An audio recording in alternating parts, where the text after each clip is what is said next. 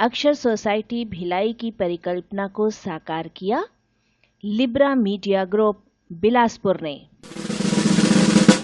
छत्तीसगढ़ माध्यमिक शिक्षा मंडल रायपुर के नवीन पाठ्यक्रमानुसार कक्षा 11वीं का राजनीति विज्ञान, लेखक डॉक्टर A.K. उपाध्याय।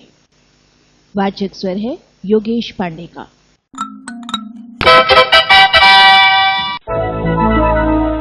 अध्याय 1, राजनीतिक चिंतन का विकास, डेवलपमेंट ऑफ पॉलिटिकल थॉट।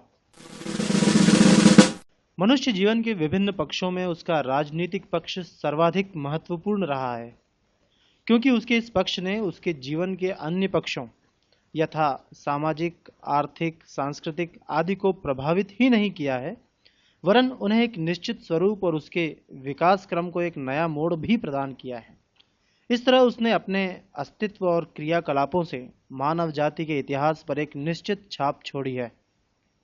मानव के इस राजनीतिक पक्ष का सीधा संबंध राज्य से रहा है, जो आदिकाल से आज तक एक सबसे महत्वपूर्ण और शक्तिशाली संगठन बना हुआ है और पूर्वानुसार मानव समाज की विविध गतिविधियों को प्रभावित कर रहा है। राजनीतिक चिंतन की विषय वस्तु, subject matter of political thought, ऐसे महत्वपूर्ण और शक्तिशाली संगठन का सांगोपांग अध्ययन ही प्रारंभ से लगाकर आज तक राजनीतिक चिंतन का मुख्य विषय रहा है। दूसरे शब्दों में, राज्य का सैद्धांतिक और व्यवहारिक अध्ययन का परिणाम ही राजनीतिक चिंतन है, जो आधुनिक राज्य शास्त्र का निर्माण करता है। राज्य क्या है, उसका आविर्भाव क्यों हुआ, उसका व्यवहारिक स्वरूप क्या है, आदर्श राज्य क्या है और उसे कैसे प्राप्त किया जा सकता है, राज्य किस तरह समाज की विभिन्न क्रिया प्रक्रिया को प्रभावित करता है और स्वयं उनसे कैसे प्रभावित होता है, आदि कुछ ऐसे महत्वपूर्ण प्रश्न हैं जो आदिकाल से लगातार आज तक मनुष्य के मस्तिष्क को मथते रहे हैं और उसे इनका उचित और व्यवहारिक उत्तर खोज निकालने के लिए प्रेरित करते रहे हैं।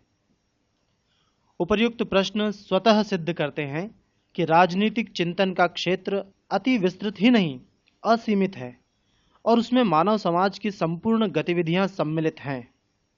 उसके इस असीमित विस्तार को ध्यान में रखते हुए प्रसिद्ध लेखक फिलिस डोयल का यह कथन काफी उपयुक्त लगता है, जिसके अनुसार उन्होंने कहा है, मनुष्य की प्रकृति तथा उसके कार्य और शेष विश्व से उसका संबंध, जिसमें संपूर्ण जीवन का विवेचन स्वतः निहित है, और इन दोनों पक्षों की परस्पर क्रिया प्रतिक्रिया से उत्पन्न होने वाली मनुष्य की अपनी सहजातियों के संबंध की समस्या ही राजनीतिक चिंतन का प्रमुख विषय है।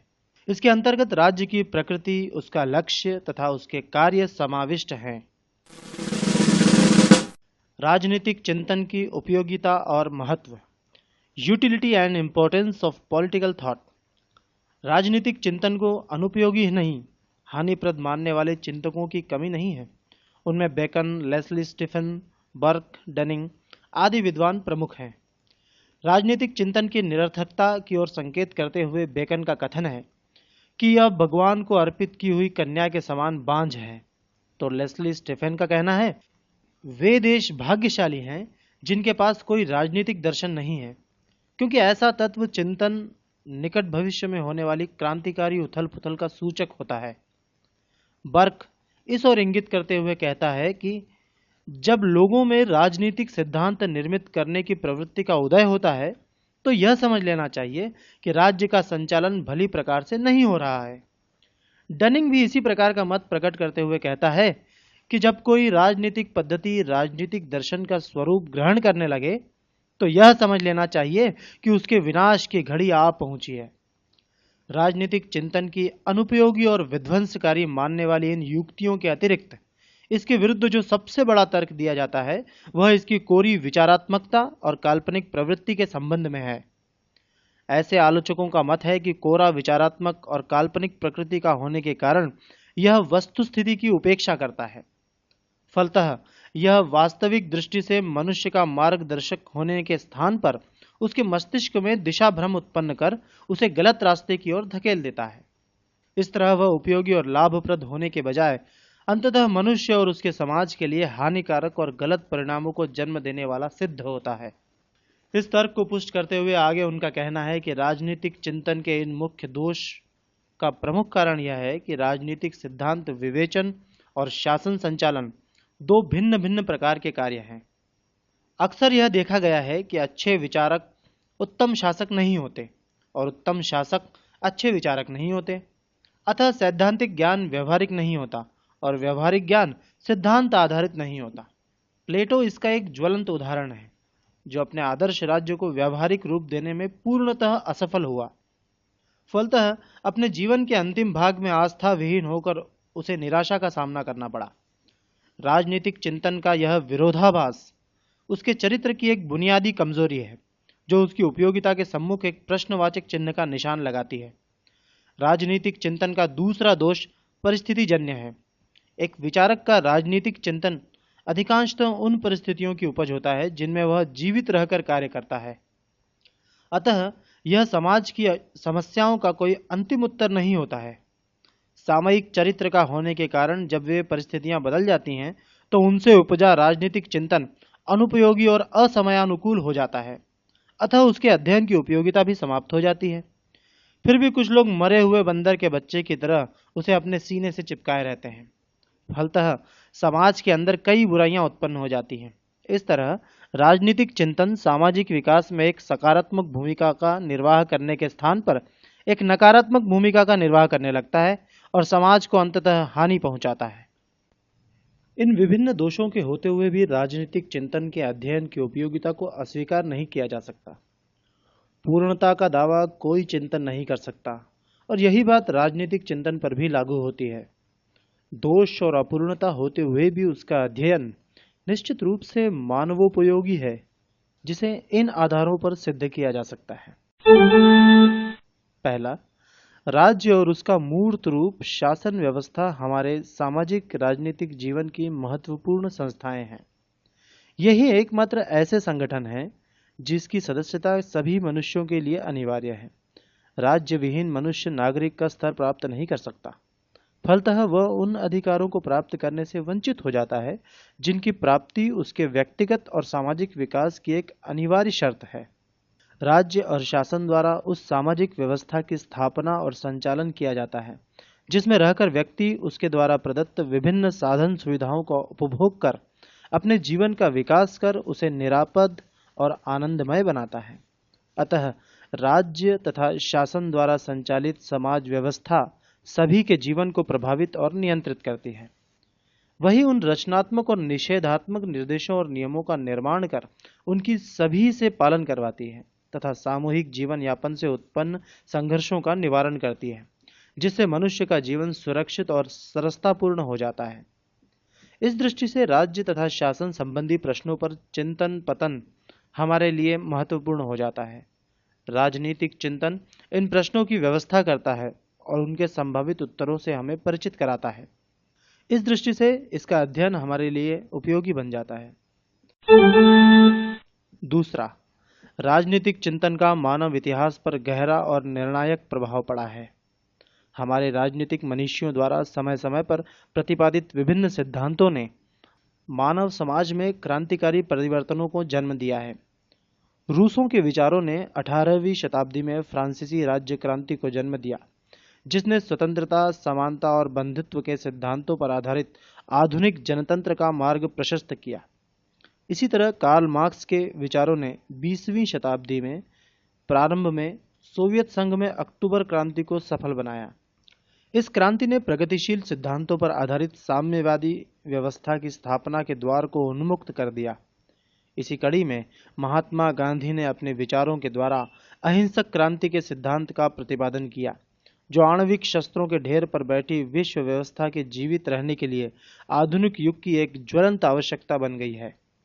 कहने का तात्पर्य यह है कि राजनीतिक चिंतन द्वारा प्रतिपादित विभिन्न सिद्धांतों ने मानव समाज में क्रांतिकारी बदलावों को जन्म ही नहीं दिया, उसे विकास के नए आयाम भी प्रदान किए, जिससे वह पूर्व की तुलना में और अधिक समृद्ध हुआ। अतः इन क्रांतिकारी परिवर्तनों के पीछे कार्य करने वाले कारणों और उनसे उत्पन्न प्रभावों का अध्ययन हमारे लिए अति उपयोगी है। तीसरा, राजनीतिक चिंतन के अध्ययन का एक अन्य लाभ यह है कि वह हमें दैनिक व्यवहार में प्रयुक्त होने वाली विभिन्न राजनीतिक शब्दावलियों और उनके अर्थों से परिचित कराता है।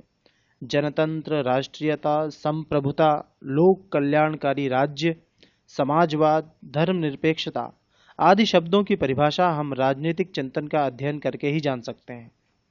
साथ ही हमें यह भी ज्ञात होता है कि इनका प्रयोग कब प्रारंभ हुआ तथा इनके अर्थों में समय समय पर क्या परिवर्तन हुए तथा आधुनिक समय में इन्हें किन अर्थों में प्रयुक्त किया जाता है। जैसे राजनीति शास्त्र के पिता अरस्तु द्वारा जनतंत्र को आदर्श राज्य के भ्रष्ट स्वरूप के रूप में प्रस्तुत किया गया, जबकि आधुनिक समय में जनतंत्र को राज्य का आदर्श स्वरूप माना जाता है। चौथा, राजनीतिक चिंतन के अध्ययन का एक अन्य लाभ यह है कि उससे हमें अतीत की ऐतिहासिक घटनाओं की व्याख्या करने और उन्हें सही अर्थों में समझने में बड़ी सहायता मिलती है। मानव इतिहास की सारी घटनाएं बौद्धिक विचारों का परिणाम होती हैं। सभी राजनीतिक आंदोलन राजनीतिक विचारों से उत्पन्न और अनुप्रेरित होते हैं। अतः उनका सही अध्ययन उनको जन्म देने वाले और अनुप्रेरित करने वाले राजनीतिक विचारों का अध्ययन करके ही किया जा सकता है। इस तरह अतीत को सही परिप्रेक्ष्य में समझने में राजनीतिक चिंतन हमारी सहायता करता है। पांचवा, राजनीतिक चिंतन के अध्ययन से हमें अतीत ही नहीं वर्तमान को भी सही दृष्टि से समझने में सहायता मिलती है।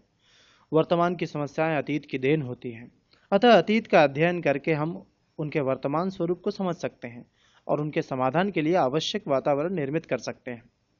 इस तरह हम अतीत के अध्ययन के माध्यम से वर्तमान को सुधार सकते हैं, उसे अपना इच्छित रूप दे सकते हैं और उसे उपयोगी बनाकर नई व्यवस्था स्थापित करने में उसका सहयोग ले सकते हैं। छठवां, यही नहीं, राजनीतिक चिंतन भविष्य के लिए हमारे मार्गदर्शक के रूप में भी कार्य करता है। विभिन्न राजनीतिक चिंतकों द्वारा जिन आदर्श सामाजिक व्यवस्थाओं का निरूपण किया गया है तथा उन्हें प्राप्त करने हेतु जिन साधनों की ओर प्लेटो, मार्क्स और गांधी आदि कुछ विचारक इस दृष्टि से अति महत्वपूर्ण हैं। ये लोग सिर्फ राजनीतिक चिंतक ही नहीं थे, वरन संपूर्ण राजनीतिक व्यवस्थाओं के निर्माता भी थे। इन्होंने समाज के राजनीतिक पक्ष पर ही नहीं, इसके अन्य पक्षों पर भी अपने विचार प्रकट और प्रतिपादित किए हैं और एक संपूर्ण समाज व्यवस्था का चित्र हमारे सम्मुख प्रस्तुत किया है। हम आवश्यकता अनुसार उन्हें अपनाकर नए समाज के निर्माण में उनसे सहायता प्राप्त कर सकते हैं। राजनीतिक चिंतन का अध्ययन इस दृष्टि से भी हमारे लिए बहुत लाभदायक है। अतएव इस विवरण के आधार पर स्वतः सिद्ध है कि राजनीतिक चिंतन का अध्ययन हमारे लिए सभी दृष्टियों से उपयोगी ही नहीं, अत्यधिक महत्वपूर्ण और आवश्यक भी है। बिना उसके न हम अतीत को समझ सकते हैं, न वर्तमान को सुधार सकते हैं और न भविष्य की आदर्श व्यवस्था को मूर्त रूप प्रदान कर सकते हैं। इन ऑडियो सीरीज का निर्माण किया है लिब्रा मीडिया ग्रुप बिलासपुर ने। संपर्क B1/6 क्रांति नगर बिलासपुर 9827150507।